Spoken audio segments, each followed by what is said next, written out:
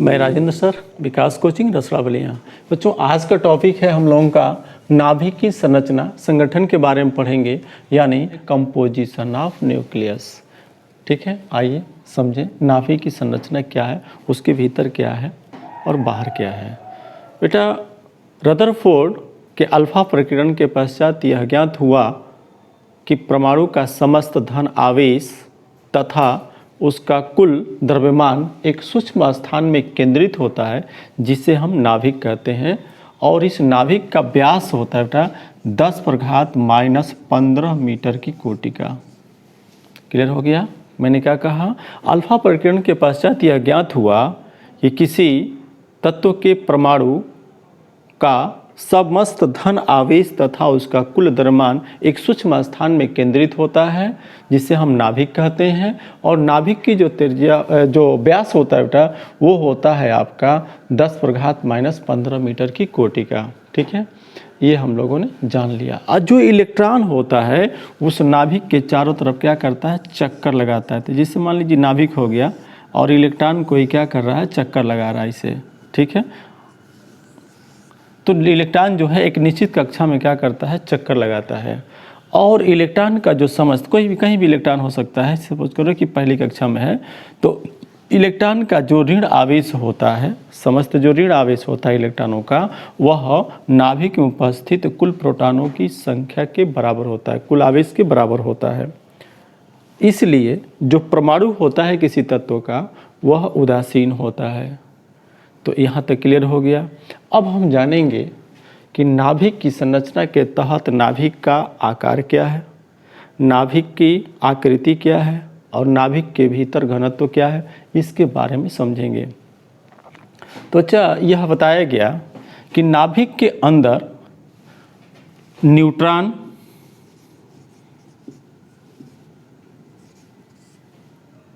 तथा क्या होता है? प्रोटॉन होता है। तो किसी नाभिक के भीतर न्यूट्रॉनों तथा प्रोटॉनों की जो संख्या होती है, उसका हम नाम देते हैं बच्चा न्यूक्लियन। इसे क्या कहते हैं? न्यूक्लियन कहते हैं। तो न्यूट्रॉनों और प्रोटॉनों की जो संख्या होती है उसी को हम न्यूक्लियन कहते हैं। और किसी नाभिक में उपस्थित न्यूट्रॉनों और प्रोटॉनों की जो संख्या होती है, उसी को ही हम क्या कहते हैं? परमाणु द्रव्यमान संख्या, परमाणु द्रव्यमान संख्या के नाम से जानते हैं।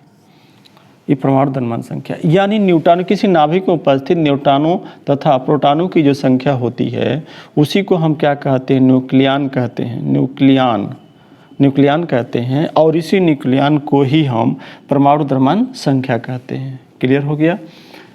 न्यूट्रॉन की खोज बेटा 1932 ईस्वी में जेम्स चैडविक नामक वैज्ञानिक ने, जेम्स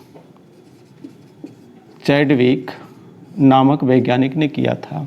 और यह पाया था कि नाभिक में जो न्यूट्रॉन होता है वह आवेश रहित होता है, इसके ऊपर कोई आवेश नहीं होता है, आवेश रहित, इसके ऊपर आवेश नहीं होता है, आवेश रहित होता है। ठीक है, अच्छा, तो देखिए पहले यहाँ पर सब क्लियर कर लीजिए। इलेक्ट्रॉन की जो खोज हुई है 1911 ईस्वी में हुई है। इलेक्ट्रॉन की खोज 1911 ईस्वी में किसके द्वारा हुआ? तो जे टॉमसन वैज्ञानिक के द्वारा हुआ। किसकी खोज? इलेक्ट्रॉन की खोज। ठीक है, जो प्रोटॉन की खोज हुई है वो जेम्स गोल्डस्टीन के द्वारा हुआ, जिसको प्रोटॉन के लिए हम यहाँ पर केवल प्लस लगा देते हैं, या फिर इसी को जो है प्रोटॉन के लिए स्मॉल p का भी प्रदर्शन कर सकते हैं। तो इसकी जो खोज हुई है वो हुआ बेटा 1896 ईस्वी में। और 1896 ईस्वी में प्रोटॉन की खोज किसने किया है? तो गोल्डस्टीन ने। याद रखना है, कभी कभी एक नंबर के क्वेश्चन आ जाते हैं जो हमको याद रखना चाहिए। और उसी तरीके से न्यूट्रॉन की खोज तो मैंने आपको बता ही दिया है। न्यूट्रॉन की खोज किसने करा है? जेम्स चैडविक ने। कब हुआ है? 1932 ईस्वी में। तो ये हमको इतना याद रखना चाहिए। कभी कभी एक नंबर के क्वेश्चन पूछा जाता है कि इलेक्ट्रॉन की खोज कब हुई, प्रोटॉन की खोज हुई, किस समय हुआ, किसने किया, किस वैज्ञानिक क्या नाम है, तो ये हमको याद रखना होता है। खैर इस टॉपिक से यहाँ पर कोई लेना देना नहीं है, लेकिन जानना ज़रूरी था इसलिए मैं बता दिया आपको। अब ज़रा समझिए। अच्छा, न्यूक्लियनों की जो संख्या है, अभी मैंने बताया आपको कि प्रोटॉनों और न्यूट्रॉनों की संख्या के योग के बराबर होता है, और उसी को हम क्या कहते हैं, परमाणु द्रव्यमान संख्या कहते हैं। और एक बात और यहीं पर ध्यान रखिए कि जो नाभिक में प्रोटॉन होता है, नाभिक में जो प्रोटॉन होता है, प्रोटॉन को अगर हम पी से प्रदर्शित करें तो नाभिक में जो प्रोटॉन होता है इसको हम कहते हैं परमाणु क्रमांक संख्या। परमाणु क्रमांक यानी किसको, प्रोटॉनों की जो संख्या होती है उस प्रोटॉनों की संख्या को हम क्या कहते हैं, परमाणु क्रमांक कहते हैं, और इसको जेड से प्रदर्शित करते हैं। सीखेंगे हम लोग। न्यूक्लियन जो होता है बेटा वहाँ हम सिखाएंगे। न्यूक्लियन के लिए ए से प्रदर्शन करेंगे, ठीक है। न्यूक्लियन में क्या क्या उपस्थित रहेगा, तो उसमें प्रोटॉन रहेगा और क्या होगा, न्यूट्रॉन होगा। तो दोनों के योग से जो बनेगा उसको क्या कहेंगे, परमाणु द्रव्यमान संख्या कहेंगे या न्यूक्लियन कहेंगे। और वही न्यूक्लियन प्रोटॉन प्लस न्यूट्रॉन के बराबर होता है। परमाणु क्रमांक किसे कहते हैं, तो नाभिक में उपस्थित जो प्रोटॉनों की संख्या होती है उसी को हम परमाणु क्रमांक कहते हैं, और इसको जेड से प्रदर्शित करते हैं। अब आए हम लोग सीखें।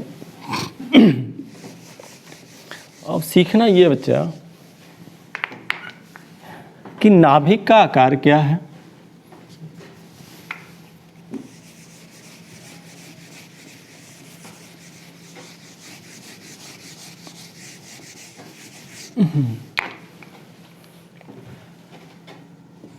नाभिक का आकार, ठीक है। Size of nucleus, size of nucleus. नाभिक का आकार क्या है, नाभिक का जो आकार है यानी साइज ऑफ न्यूक्लियस है, इसके लिए प्रयोगों के आधार पर पाया गया है कि जो नाभिक का आयतन होता है वह आयतन उस नाभिक में उपस्थित न्यूक्लियनों की संख्या के अनुक्रमानुपाती होता है। यानी नाभिक का आयतन, नाभिक का आयतन बराबर अनुक्रमानुपाती न्यूक्लियनों की संख्या।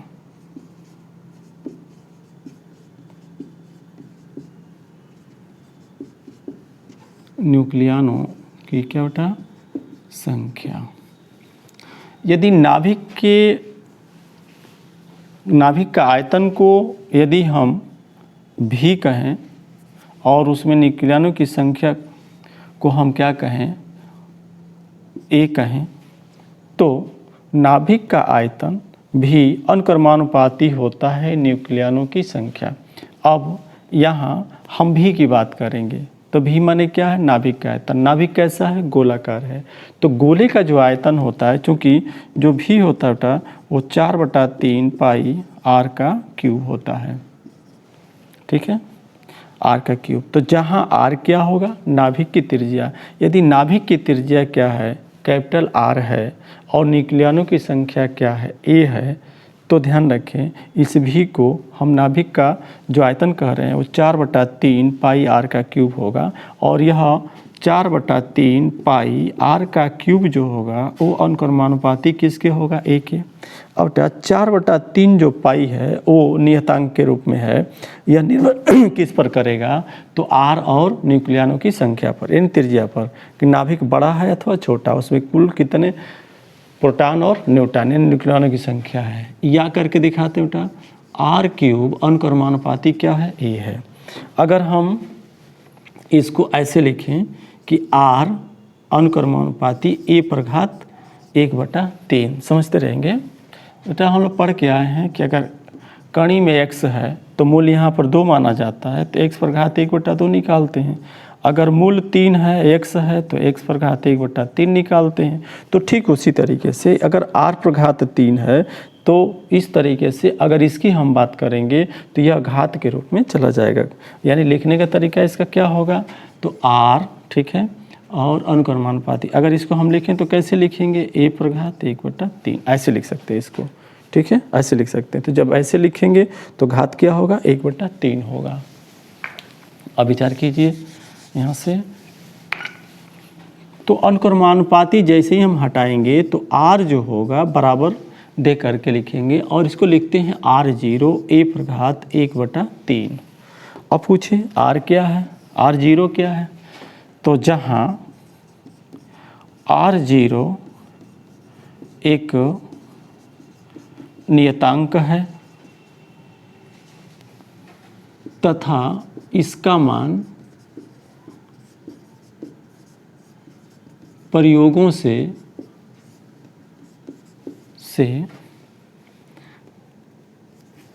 1.2 गुणे 10 पर घात -15 मीटर की कोटि का पाया गया है। ठीक है बेटा, जहाँ r एक नियतांक है, इसका मान प्रयोगों से 1.2 गुणे 10 पर घात -15 मीटर पाया गया है। अब जानते हैं अगर 10 पर घात -15 मीटर होता है तो उसको फर्मी भी कहा जाता है, फर्मी से F से भी जाना जाता है। तो यहाँ से इसको हम ऐसे भी लिख सकते हैं, तब इसका पूरा मान भर के लिख सकते हैं। तो क्या होगा, तो R बराबर इस के लिए R0 का मान भरे तो 1.2 गुणे 10 पर घात -15, ठीक है, और A पर घात क्या होगा 1/3 किसके रूप में, तो मीटर के रूप में, 10 पर घात 15 मीटर। लेकिन अगर हम इसको लिखें, ऐसे लिखें, ऐसे लिखें, ठीक है, ऐसे लिख सकते हैं या कैसे लिख सकते हैं, ध्यान दीजिएगा। तो R बराबर 1.2 गुणे, ठीक ना, गुणे बस इसे छोड़ दीजिए, A पर घात 1/3 फर्मी के रूप में लिखा जा सकता है, फर्मी, क्योंकि ध्यान रखें, क्योंकि एक फर्मी बराबर क्या होता है बेटा, 10 पर घात -15 मीटर, ठीक है ना। तो इसको हम फर्मी लिख सकते हैं। फर्मी को कैसे प्रदर्शित करेंगे, F से। तो ये हमको ध्यान रखना है और इतना आपका जानकारी हो गया। तो किसी तत्व के परमाणु के नाभिक का जो आकार होता है वह किस प्रकार से कैसे है, मैंने बताया आपको कि किसी तत्व के नाभिक का जो आयतन होता है वह उसमें उपस्थित कुल न्यूक्लियनों की संख्या के अनुक्रमानुपाती होता है।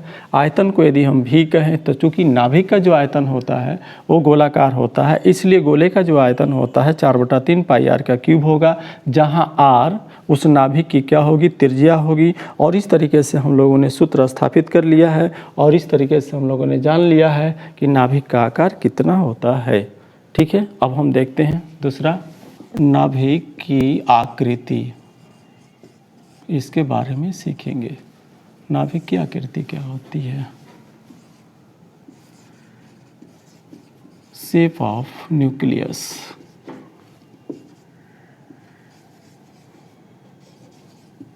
शेप ऑफ न्यूक्लियस बेटा, सामान्य प्रयोगों के लिए, सामान्य कार्यों के लिए हम लोग हमेशा कहते हैं कि नाभिक कैसा है, गोलाकार है। नाभिक कैसा है, गोलाकार है। लेकिन कुछ तत्वों का जो नाभिक होता है वह पूर्णतः गोलाकार नहीं होता है, बल्कि गोलेपन से क्या होता है, विचलित होता है। और यह विचलन लगभग प्रयोगों के आधार पर पाया गया केवल 10% तक ही होता है। इसको मैं लिखवाऊंगा नहीं, बस समझिए मेरी बात को। क्या होता है, हम लोग सामान्य प्रयोग के लिए, सामान्य कार्यों के लिए या कभी हम जब बात करते हैं तो ये कहते हैं कि नाभिक कैसा होता है, गोलाकार होता है।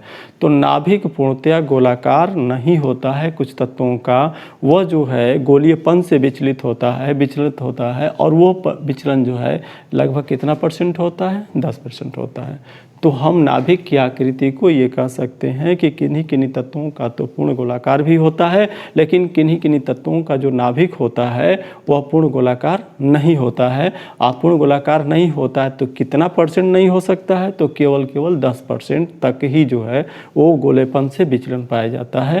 तो ये आपका हो गया नाभिक की आकृति। परीक्षा में कैसे पूछेगा, तो किसी तत्व के परमाणु के नाभिक के आकार, आकृति से क्या समझते हैं, इसको लिखिए। तो आप लिख देंगे, हमने आपको समझा दिया। दूसरा है आपका नाभिक का घनत्व। तो आप नाभिक के घनत्व के बारे में जानिए।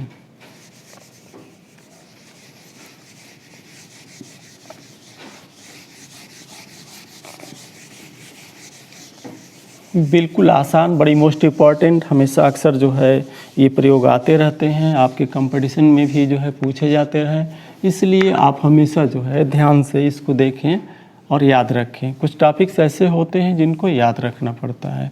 तो अभी हम जानने चल रहे हैं, तीसरा पॉइंट होगा आपका, ये कौन सा पॉइंट होगा? तीसरा। तो नाभिक का क्या जानने चल रहे हैं? घनत्व। नाभिक का घनत्व, डेंसिटी ऑफ न्यूक्लियस, इसके बारे में जानना है आपको। चलिए समझते हैं। नाभिक का घनत्व, नाभिक का घनत्व। एउटा नाभिक में कौन उपस्थित है? न्यूट्रॉन और प्रोटॉन। नाभिक में कौन उपस्थित है? न्यूट्रॉन और प्रोटॉन। और न्यूट्रॉनों और प्रोटॉनों की संख्या को हम क्या कहते हैं? न्यूक्लियन कहते हैं। क्या कहते हैं उसको? न्यूक्लियन। अच्छा, अब जो आपका न्यूक्लियन है वो पूरा का पूरा ऐसे समझिए कि कुल द्रव्यमान संख्या है। तो अगर किसी तत्व के परमाणु के नाभिक के एक न्यूक्लियन का औसत द्रव्यमान अगर हम मान लें कि स्मॉल m है, क्या मान लिया? स्मॉल n है, और कुल न्यूक्लियनों की संख्या को हम क्या माने? a माने। विचार कीजिए, सेम वैसी बात हो रही है कि जैसे किसी एक बेंच के ऊपर 3 बच्चे बैठे हुए हैं और उस कमरे में 10 बेंच है, तो 10 बेंच पर बैठे हुए बच्चों की कुल संख्या कितनी होगी? तो कैसे निकालोगे? तो एक बेंच पर बैठे हुए बच्चों की संख्या 3 है और कुल बेंचों की संख्या क्या है? 30 है, 10 है, तो कितने कुल संख्या हो जाएगी? 30 हो जाएगी। तो अगर ये कहा जाए कि किसी नाभिक में उपस्थित एक न्यूक्लियन का औसत द्रव्यमान क्या है? m है, और कुल न्यूक्लियनों की संख्या कितनी है? a है।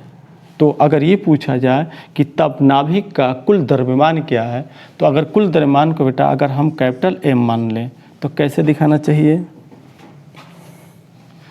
यदि एक न्यूक्लियन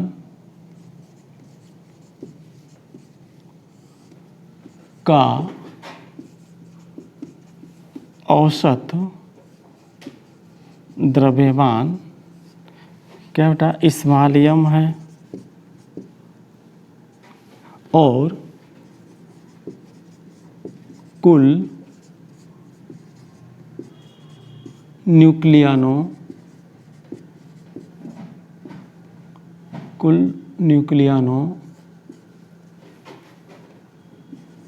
की संख्या कैपिटल A है।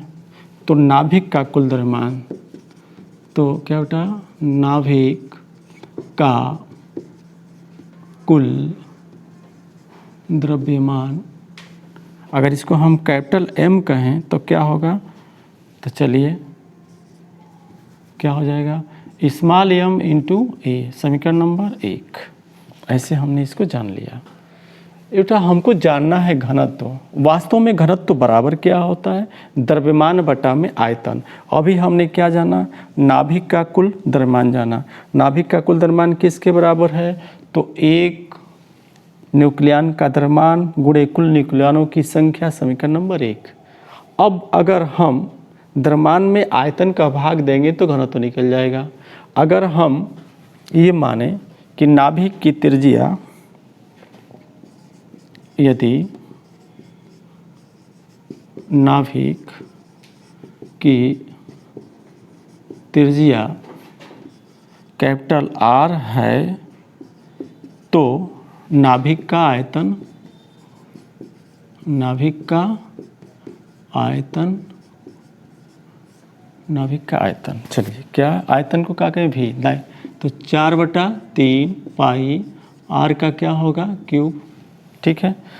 अब जब हम बताए थे, चूँकि आयतन को हम कैसे कह रहे हैं? भी, तो हम बताए थे कि R जो होता है वो किसके बराबर होता है? R0 into A/1/3। ठीक है, इतना होता है। हम पीछे पढ़ के आए थे ना नाभिक के, जब हम आकार को ज्ञात कर रहे थे।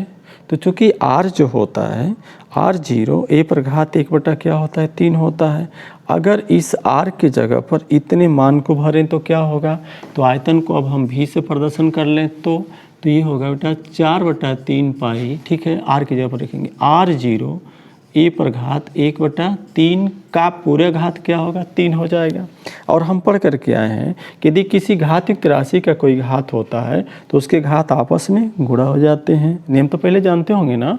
वैसे गुणा की क्रिया में समान आधार के घातों को जोड़ देते हैं, भाग की क्रिया में समान आधार के घातों को घटा देते हैं। यदि किसी भिन्न के अंश को हर में बदलते हैं तो घात के चिन्ह में परिवर्तन हो जाता है। और किसी घातयुक्त राशि का कोई घात होता है तो उसके घात क्या होते हैं, आपस में गुणा हो जाते हैं। तो घात इस पर 3 लग जाएगा, इस पर 1/3 का गुणा हो जाएगा तो केवल बच जाएगा। यानी अब हमारा आयतन जो होगा वो कितना होगा देख लेते हैं। तो बेटा आयतन जो होगा हमारा वो आयतन इस प्रकार से हो जाएगा कि 4/3 पाई, ठीक है, और यहाँ पर लेंगे हम r0 पर घात 3 इंटू a हो जाएगा। तो आयतन मिल गया। हम इसको मान लेते हैं इसके लिए समीकरण नंबर 2। तो ये है आपका समीकरण नंबर 1 और ये है आपका समीकरण नंबर 2। अच्छा, समीकरण नंबर 1 से क्या जाने हैं, नाभिक का कुल द्रव्यमान जाने हैं। और ये नाभिक का जब त्रिज्या r है तो नाभिक का आयतन हमने जान लिया है। नाभिक का आयतन इतना है बेटा। तो घनत्व बराबर क्या होता है, नाभिक का घनत्व बराबर नाभिक में उपस्थित कुल द्रव्यमान, तो द्रव्यमान क्यों लिख देते हैं हम, द्रव्यमान बट्टा में क्या होता है आयतन, ठीक है, द्रव्यमान बट्टा में आयतन। बेटा घनत्व को ऐसे लिखते हैं, P होता है, थोड़ा सा झुका देते हैं, इसको रो पढ़ते हैं, घनत्व है। अच्छा द्रव्यमान क्या है आपका, यहाँ पर निकाले हो ना, तो स्मॉल m 1 का बटा आयतन की बात करो यहाँ पर, तो ये क्या बेटा 4/3, ठीक है, पाई, और यहाँ पर मान भरे r0 पर घात 3 ये भर देते हैं ना, और ये a बेटा a से क्या होगा कट जाएगा, और 3 कहाँ चला जाएगा ऊपर, तो जानते हो ये कैसा हो जाएगा 3m बटा में 4 पाई r0 पर घात 3। ये हो गया किसी नाभिक में उपस्थित कुल जो मान होता है न्यूक्लियनों का घनत्व के रूप में, ये हो गया। और इसको मान लेते हैं समीकरण नंबर 3। ये समीकरण नंबर 3 हो गया। तो क्या सीखे हो, नाभिक का घनत्व। नाभिक का घनत्व हमने एक सूत्र दे दिया समीकरण नंबर 3 से, इससे हम क्या करेंगे निकाल लेंगे। चलो निकालते हैं इसको। बेटा ये घनत्व 3, ठीक है ना। आप जरा सा समझिए एम क्या है, तो देखो जो नाभिक है उसके भीतर न्यूट्रॉन हो सकता है और नहीं तो प्रोटॉन हो सकता है। दोनों को जोड़े हो तो दोनों को जोड़े हो तो क्या कह रहे हो, तो परमाणु द्रव्यमान संख्या कह रहे हो, परमाणु द्रव्यमान संख्या। तो पहले याद रखेंगे, जानते रहते हैं बेटा। थोड़ा समय और बता दूं कि देखो जो द्रव्यमान है वो तो न्यूट्रॉन का हो सकता है और नहीं तो प्रोटॉन का हो सकता है। तो दोनों में अंतर क्या होता है, तो देखिए प्रोटॉनों की जो संख्या होती है और जो न्यूट्रॉनों की द्रव्यमान संख्या जो होती है लगभग बराबर होती है। मैं लिख देता हूँ, थोड़ा सा का अंतर है उसको समझिए। अगर प्रोटॉन को हम P कहें, ठीक, तो इसका जो द्रव्यमान संख्या बेटा वो होता है 1.67, ठीक है ना, 2 गुणे 10 पर घात माइनस 27, 10 पर घात माइनस 27 किलोग्राम। किसके लिए, प्रोटॉन के लिए। किसके लिए बेटा, प्रोटॉन के लिए।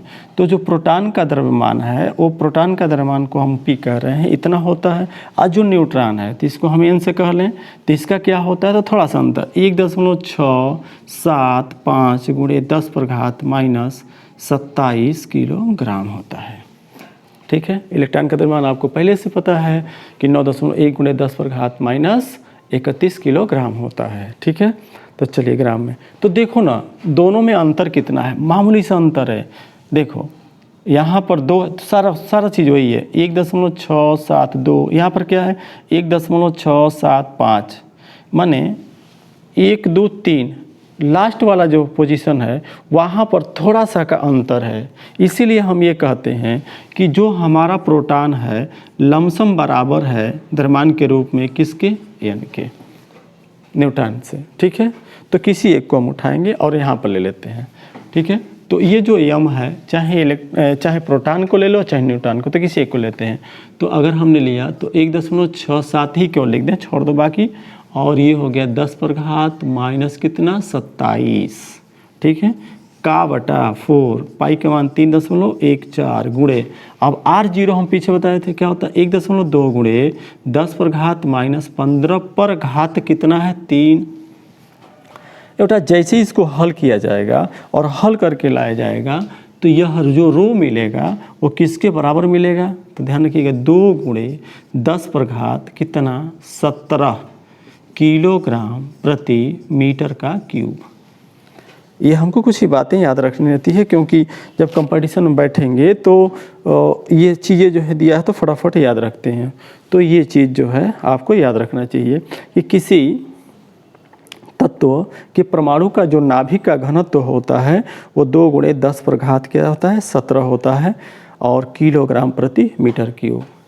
मीटर क्यूब का मतलब समझते हैं ना, जैसे जल का जो आयतन होता है वो क्या होता है, तो 1 गुणे 10 पर घात 3 मीटर किलोग्राम प्रति मीटर क्यूब होता है। इसका क्या मतलब बेटा, तो अगर 1 मीटर लंबा 1 मीटर चौड़ा और 1 मीटर ऊंचा जो है कोई टब है तो उसमें 10 पर घात 3 है तो कितना 1000 किलोग्राम जल आता है। ये हमको जानना चाहिए, जल की बात है। तो खैर ये हमको नहीं पढ़ना है, ये हमने आपको केवल जल के लिए एक सिंपल सा बता दिया। उसी तरीके से घनत्व के बारे में देखें तो घनत्व कितना अधिक है। अब फिर बात करते हैं बेटा यहाँ से, ये देखो घनत्व है, घनत्व किस प्रकार से प्राप्त हुआ है, ध्यान दीजिए। यहाँ पर बड़ी मार्के की बात मैं बताने जा रहा हूँ आपको। ये जो हमारे किसी तत्व के परमाणु का नाभिक का जो घनत्व है 3m बटा में 4 पाई r 0 पर घात क्या है 3 है। अच्छा बताओ क्या हम लेकर चले थे अब नहीं है, तो ध्यान रखें आपका ए। पूछे क्या है, न्यूक्लियनों की संख्या। तो न्यूक्लियनों की संख्या समीकरण नंबर 3 में नहीं है, यानी घनत्व जो होता है किसी तत्व के परमाणु का वह न्यूक्लियनों की संख्या के ऊपर निर्भर नहीं करता है। यानी भिन्न भिन्न तत्वों के परमाणुओं का जो नाभिक होता है उन सभी का घनत्व लगभग क्या होता है, एक ही के बराबर होता है, समान होता है। तो यहाँ से आप ध्यान रखिएगा, समीकरण नंबर 3 से कभी पूछता है कि किसी एक या एक से अधिक तत्वों के परमाणु के नाभिक का घनत्व कैसा हो सकता है, तो क्या कहना चाहिए कि द्रव्यमान संख्या यानी न्यूक्लियनों की संख्या पर निर्भर नहीं करता है, न्यूक्लियनों की संख्या पर निर्भर नहीं करता है। तो इसका क्या मतलब है, तो जितने भी तत्व के परमाणु के नाभिक होंगे उनके जितने भी घनत्व होंगे वो सब क्या होंगे, समान होते हैं। ठीक है, तो ये मैंने आपको सिखा दिया। आप यहाँ तक ध्यान से पढ़िए, मेहनत कीजिए, क्योंकि 24 अप्रैल से आपका 2021 24 अप्रैल से पेपर है। तो आप पढ़िए, अगर कोई दिक्कत है कोई परेशानी है तो मेरा नंबर नीचे क्लिक होता रहता है, आप उसे देखिए। न्यूमेरिकल या थ्योरेटिकल के लिए किसी चीज़ की ज़रूरत हो तो आप जो है विकास कोचिंग के राजेंद्र सर से मिल करके अपना तैयारी बढ़िया से कीजिए। और मैं उम्मीद करता हूँ कि आप इसको सीखे होंगे और बहुत आगे बढ़ें। धन्यवाद।